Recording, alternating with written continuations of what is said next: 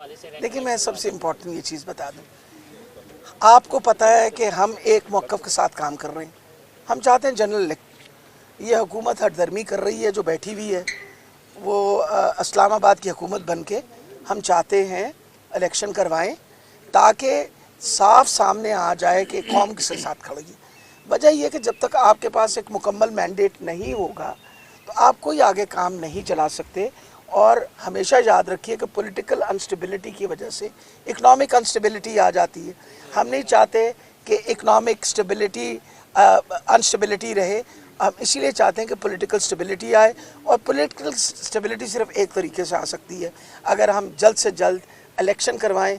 और हम मुसलसल एक बात कहे जा रहे हैं, आप बता दिए, हमारे पास सबसे बड़े सूबे की इस वक्त हुकूमत है, हमारे पास सबसे बड़े सूबे की हुकूमत है। उसके बावजूद हम ये सोचते हैं कि मुनासिब यही है कि नई इलेक्शन करवाई जाए, वरना आपको क्या, हमें क्या प्रॉब्लम है। हम जो देखें ना, आधा पाकिस्तान की हुकूमत लेके बैठे हुए हैं। खैबर पख्तूनख्वा में हमारी हुकूमत, गिलगित बल्तिस्तान में हमारी हुकूमत, कश्मीर में हमारी हुकूमत। तो आप ये बताइए कि 70% पाकिस्तान में तो हमारी हुकूमत है। उसके बाद खान साहब क्योंकि इस बात पर यकीन रखते हैं कि जमहूरियत का जो बुनियाद है वो साफ़ शफाफ इलेक्शन है। वो चाहते हैं एक दफ़ा साफ़ शफाफ इलेक्शन हो के दूध का दूध और पानी का पानी हो जाए, पता चल जाए कि कौम किस तरफ खड़ी है, ताकि जो भी हुकूमत आए वो डट के अपना काम करे और पाकिस्तान को तरक्की के। मेरा ख्याल है राना नहीं, आप बताइए राना साहब की हमें कितना खौफ होगा। राना साहब वहाँ बैठे हुए इस्लामाबाद में। नहीं, मैंने कहा राना साहब, अच्छा नहीं कोई नहीं बोल रहा। आप देखें ना, राना साहब फैसलाबाद आए ना आए हमें कोई फ़र्क नहीं पड़ता। राना साहब लाहौर आए ना आए, राना साहब ने अपने आप को बहुत अच्छी तरह एक्सपोज कर दिए।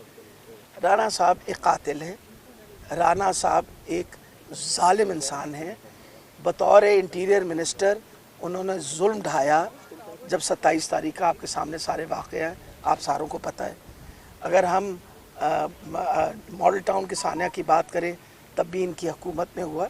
तो मेरा ख्याल है लोगों को पता चल गया है कि राना सनाउल्लाह साहब किस चीज़, मतलब उनसे क्या तवक्को की जा सकती।